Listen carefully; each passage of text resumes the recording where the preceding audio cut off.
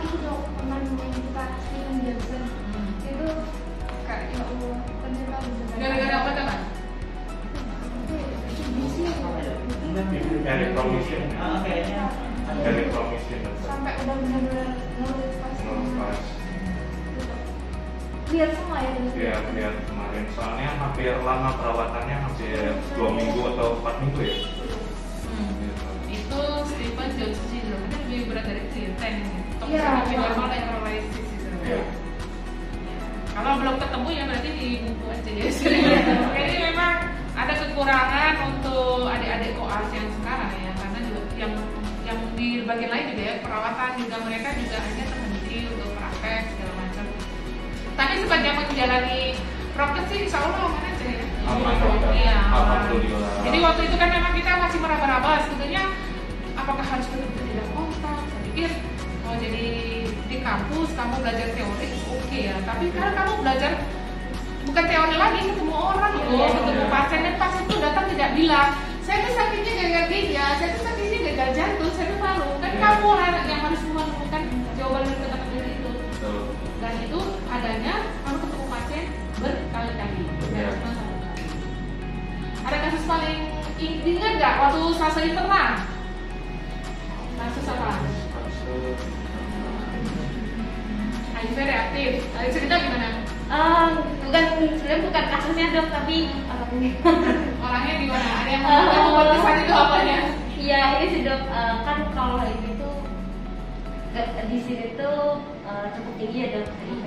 Nah terus waktu kemarin sempat dirawat tuh ada satu pasien namanya Tuande, itu sebenarnya masih muda, cuma apa sih kayak lucu aja beliau gitu loh, kayak bukan banyak maunya, banyak ya kayak sering marah itu waktu saya jaga sama Reno jaga.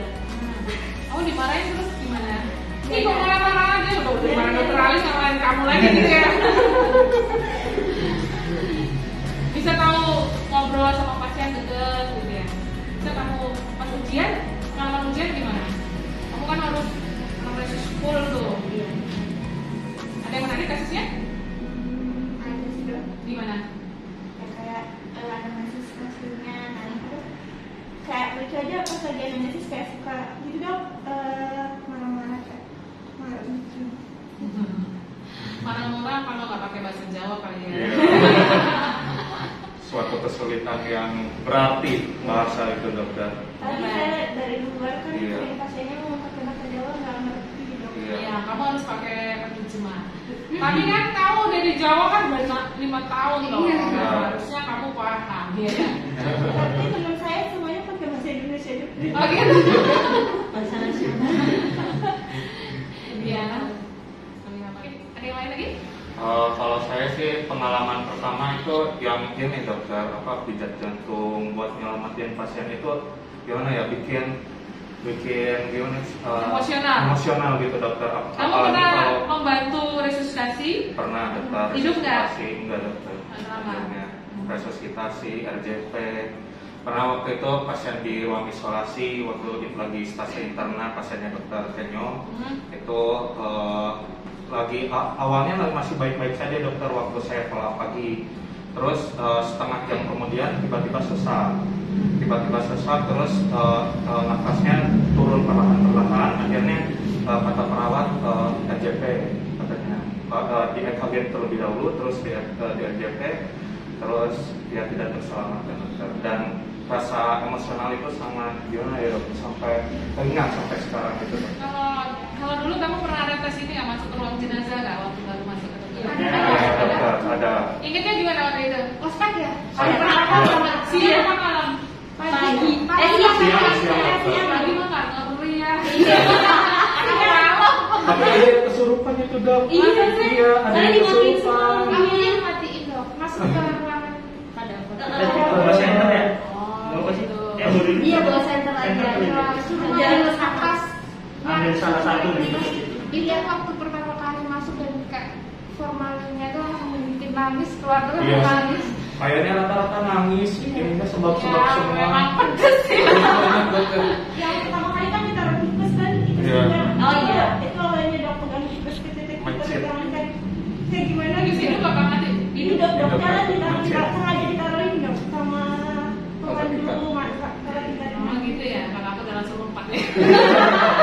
Nikus help me. Terus pengalaman udah ya jadi kalau stase yang agak keras menurut aku selama dulu koas itu memang di stase penyakit dalam. Kita selama ini nggak pernah ketemu pasien meninggal di depan kita gitu ya. Meninggal di depan kita tuh rasanya tuh seperti wah sesuatu banget. Apalagi jadi saya waktu itu bayangannya waktu saya masuk koas di penyakit dalam jaga terus saya bisa menemukan banyak kali macam-macam kematian, ada yang husnul khotimah, ada yang suul khotimah, ada yang seperti itu. Jadi ada satu cerita saya ya, tapi waktu saya residen, saya punya pasien nih wanita usianya sekitar 30 tahun, punya anak 2, keluarganya bahagia. Kemudian dia tuh menderita sakit leukemia akut. Waktu itu dari tempat rumahnya itu dirujuk ke Sarjito untuk di bone marrow function ya, di BNP. Ternyata hasilnya keluar dari dia leukemia akut. Waktu itu menerima banyak transfusi ya, transfusi trombosit, transfusi sel darah merah, PRC, sampai berapa belas kantong waktu itu karena hasilnya sangat turun, leukosit trombosit ikut turun. Kemudian pada saat itu pasien kita boleh pulangkan karena kondisinya udah relatif baik, udah tidak ada perdarahan apa segala macam. Tapi waktu itu keluarganya dia menahan. Istri saya jangan disuruh bawa pulang dulu, saya nggak sanggup. Maksudnya di mana ini kan udah membaik, terlalu lama di rumah sakit resiko ada infeksi nosokomia ya. Apa kalau sana istilahnya associated infection, high health. Terus keluarga pasien ini berkukuh nggak mau pulang. Alasannya adalah ibu pasien yang satu rumah dengan dia serangan jantung meninggal waktu tahu anaknya sakit leukemia. Jadi dia beranggapan ibunya di rumah menjaga anak-anaknya padahal ibunya sudah meninggal. Waktu itu saya bilang gini, kalau gitu bilang aja ibunya sedang ke anaknya yang lain. Kalau dia pulang, wah nggak berani dong gini-gini. Akhirnya pasien kekeh nggak mau pulang. Nah sampai pada suatu saat itu dia waktu itu belum seketat sekarang ya, harus cuci tangan, hand hygiene, langkah.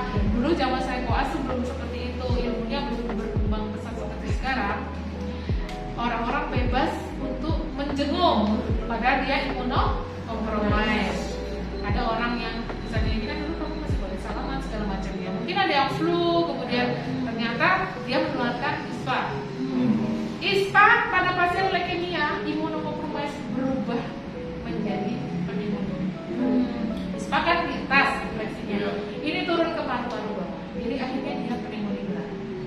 Dan pasien itu dirawat hampir sekitar 28 sampai 30 hari, saya nggak lupa. Saya jaga karena saya waktu itu dokter Bangsal, posisinya beliau ini pada saat masak dia itu masih denial.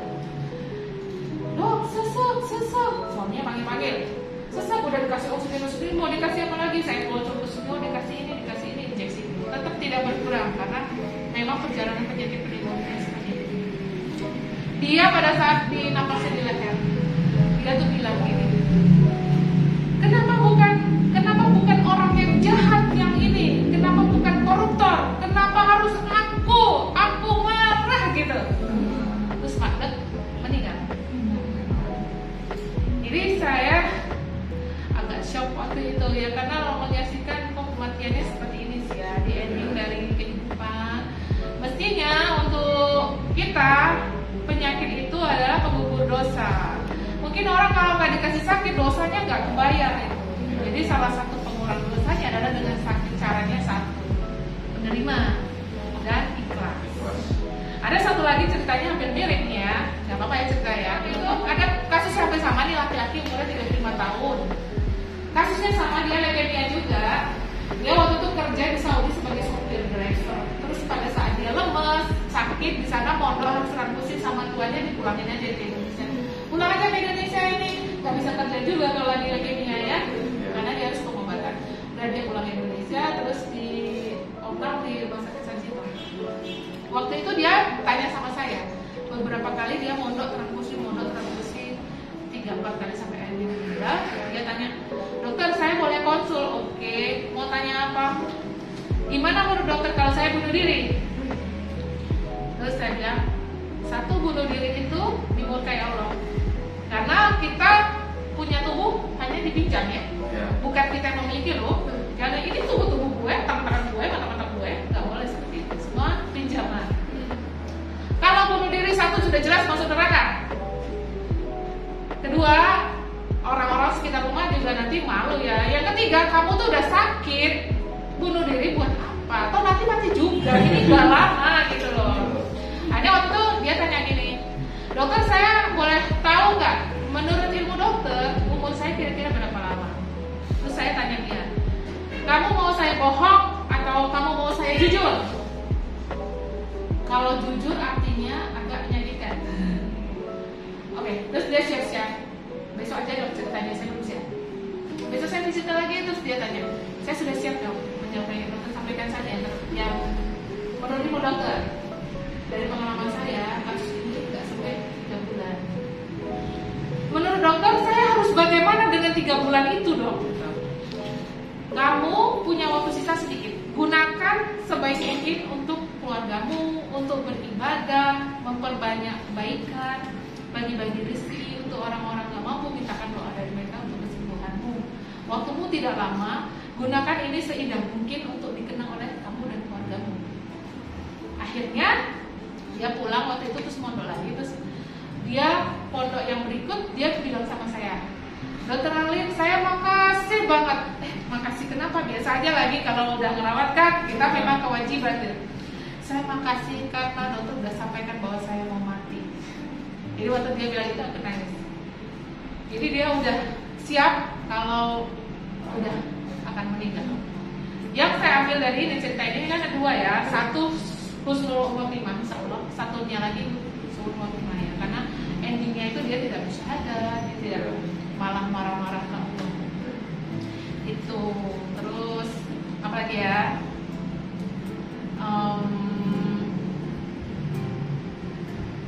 Itu deh. Jadi ini sampai sekarang aku masih terkenang-kenang nih ceritain ini tentang ending husnul khotimah dan su'ul khotimah. Jadi aku belum pernah orang makasih karena kebaikan kita, tapi saya makasih karena dokter sudah mengatakan bahwa saya mati. Nah, ini poin berikutnya adalah mati. Apakah kita sempat akan dikasih tahu seperti pasien ini? Kadang-kadang saya berpikir malah beruntung orang-orang yang sakit berat itu, karena mereka tahu batas waktunya. Nggak mungkin orang bisa dikasih tahu besok seminggu lagi kamu mati, kamu mau berbuat pora-pora kan, berbuat kejahatan kan. Tapi kalau kita nggak tahu, iya kan mungkin ya, mungkin akan ngapain lah gitu ya, yang menilai agama mungkin seperti itu. Jadi ada sisi kalau saya ada pasien yang sakit berat itu saya mengingatnya gitu. Ada yang membuat ada lebih beruntung daripada kita yang tidak sakit, karena artinya kita mengharap kita sakit gitu.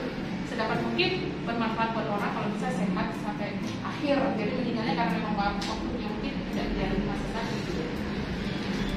Ada dikasih waktu yang sedikit, insya Allah husnul khotimah. Jadi kalau orang yang sakit berat kalau sampai husnul khotimah gitu ya. Oke, ada pengalaman yang lain nggak? Ada aku lagi pengalaman lucu tapi. Jadi waktu itu ini cerita ini guys, judulnya konsulan berhantu. Jadi waktu itu saya lupa waktu yang jaga kayaknya temanku waktu masih residen. Jadi ada biasanya kalau ada konsulan dari bangsa lain kan di samping itu kan ada lantai penyakit dalam, lantai bedah, lantai penyakit yang lain. Waktu itu kita di lantai 1 itu penyakit dalam ada 4 bangsa, di lantai 2 penyakit bedah ada 4 bangsa. Ada konsulan diantarkan koas, ini emak, dia mengetok ke ruang jaga residen. Assalamualaikum dok, ada kenapa dek? Ada konsulan dok dari bedah dok? Iya taruh aja di situ di atas kulkas, dekat pintu itu ada kulkas dekat. Sudah temanku itu habis sholat maghrib makan, terus kalian jawab konsul gitu ya, dipegang alamat itu naik ke lantai atas, di lantai 2 itu baca bedah, terus bilang di bedah itu alamatnya misalnya A2 kamar 5A, namanya Bu siapa gitu ya. Sampai sana ternyata pasiennya laki-laki. Terus temanku tuh ini yang konsul siapa, kok kamarnya nggak ada orangnya gitu loh. Ini kan pasiennya yang konsul perempuan, kok di kamar itu laki-laki, misalnya gitu lah, aku lupa. Kemudian, kita nggak ada konsul tuh dok, emang ada konsul? Konsul tanya teman-temannya, nggak ada konsul, coba mana dok? Dilihat, ini nggak ada di sini dok, pasien ini dok. Jadi yang konsul siapa tadi ada, kok pasien kesini, koas saya tadi perempuan apa laki gitu. Karena kalau di saat itu tuh koas jaga itu jaganya 1 minggu, tiap hari. Jadi grupnya itu dibuat cewek-cewek, cowok-cowok karena kamarnya bareng kan. Waktu itu yang jaga tuh tak cewek atau cowok, pokoknya selisihnya lah. Jadi yang jaga koas cewek, padahal pas ditanya koasnya cowok, nggak ada yang jaga. Ternyata itu konsulan itu 1 tahun yang lalu. Jadi tanggalnya itu hari itu juga, tapi setahun yang lalu.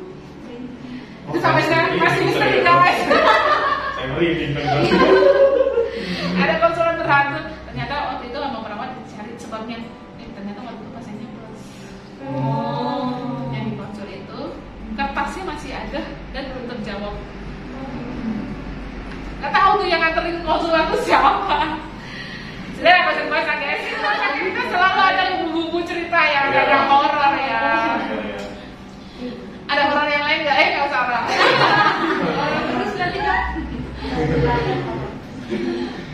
Yang lain apa lagi? Ada yang ingin diceritain nggak? Kamu pengalaman waktu inhala, waktu kampus lah? Mungkin saya cerita tentang koas ya dok ya. Koas ini sebenarnya koas itu hal yang dikangenin, tapi tidak untuk diulang dok. Oh gitu? Iya. Curhat guys. Iya, saya kangen masa-masa sebelum pandemi. Saya nginep di rumah sakit, terus saya muter-muter bangsal buat ngecek pasien gitu kan. Tapi sekarang pas pandemi ini koasnya kayak gimana ya? Jadi enak gitu buat kami. Jadi ya sedikit buat kenangan tersendiri itu dokter gitu. Jadi kamu ngerasainnya sebelum pandemi dan setelah pandemi. Tapi buat aku tetap sebetulnya enak sebelum pandemi. Secapek apapun itu jadi bekal. Iya, pengalamannya lebih dong. Lebih banyak. Jaga IGD, apalagi di IGD tuh kasus-kasus anak-anak tuh di IGD doang. Orang datang habis minum wipol, ada yang minum tolak angin 20 saset, ada yang macam-macam lah dok kalau di IGD tuh. Jadi kamu, hah? Kok ada ya orang kayak gitu? Enggak, kadang kan RJP sering. Pernah itu resusitasi yang pakai pakai itu mbak? Ngejep jadi diperbolehkan. Iya dok, sampai belum boleh. Ada usulan buat Bu Deka? Barangkali Bu Deka nanti nonton. Buat mereka. Kalau di Wonosobo tetap perlu ada ya? Perlu. Ada dong. Perlu harus ada. Kasus-kasus di sini banyak, bervariasi. Dan satu lagi, dokternya baik-baik. Walaupun ada kalem juga ya. Ada kamu sempat cukup nggak sih waktu itu? Ada suruh perpanjangan nggak? Enggak dong. Kalau kamu kita enggak. Beruntung banget kamu. Ada aku satu kawan yang hal guys. Kebetulan kita nggak prolong. Hampir prolong. Kalau makanan di sini kamu gimana? Suka nggak? Saya suka aja dok. Berat badanmu sebelum dan sesudah naik nggak? Naik Sama suasananya dok enak. dingin. Enak buat makan, enak buat tidur, gak enak buat belajar.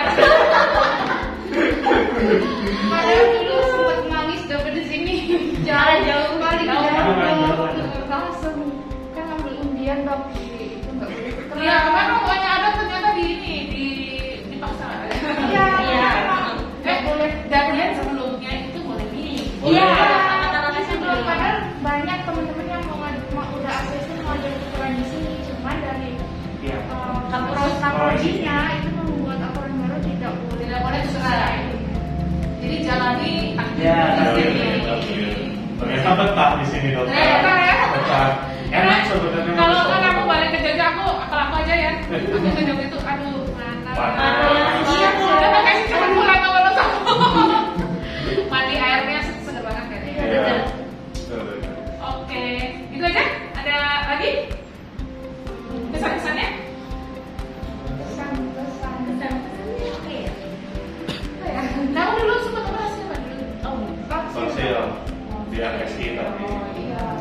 Kenapa nggak di sini? Karena kenal berat-berat. Dia ngumpet waktu itu guys. Dia tuh ngaku, ya lo ngaku Iya, dokter Arif jadi ada dulu. Kamu ketemu dokter Arif. padahal dia udah berusaha mengumpulkan dirinya. Oke guys, nampaknya sampai di sini ya. Jadi kamu sini kurang berapa minggu? Tinggal Minggu depan. Minggu depan berarti ujian. Iya. Habis itu kamu balik ke Jogja, Iya. terus start apa lagi? puskesmas sama klinik. Masyarakat dalam keluarga. Keluarga.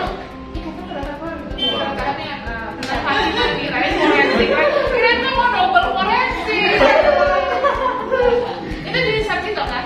Enggak, mulai kelompok kami kemarin dari Dokter Ridwan ya? Dokter Ridwan itu bikin kayak udah UMG di PKU Gamping aja buat forensiknya. Coba sendiri. Soalnya karena kemarin udah dari jadwal, terus kita mau ngajuin lagi jadwal dari UMG ke Sarjito, nggak diterima dong. Karena udah terlalu krodit ya. Iya. Itu kan yang belajar puluhan. Oke guys, kita doakan semoga mereka cepat selesai segalanya. Mereka menjadi dokter yang berguna, berbakti untuk agama, untuk masyarakat. Terus kamu pengen doa apa lagi? Lancar buka PPD-nya dong. Jangan jadi apa namanya? Reintegra, ya. Jangan sampai mengulang karena saya ulang Maksud. bayarnya berapa banyak ya? Maksud aja dokter, maksud. Aman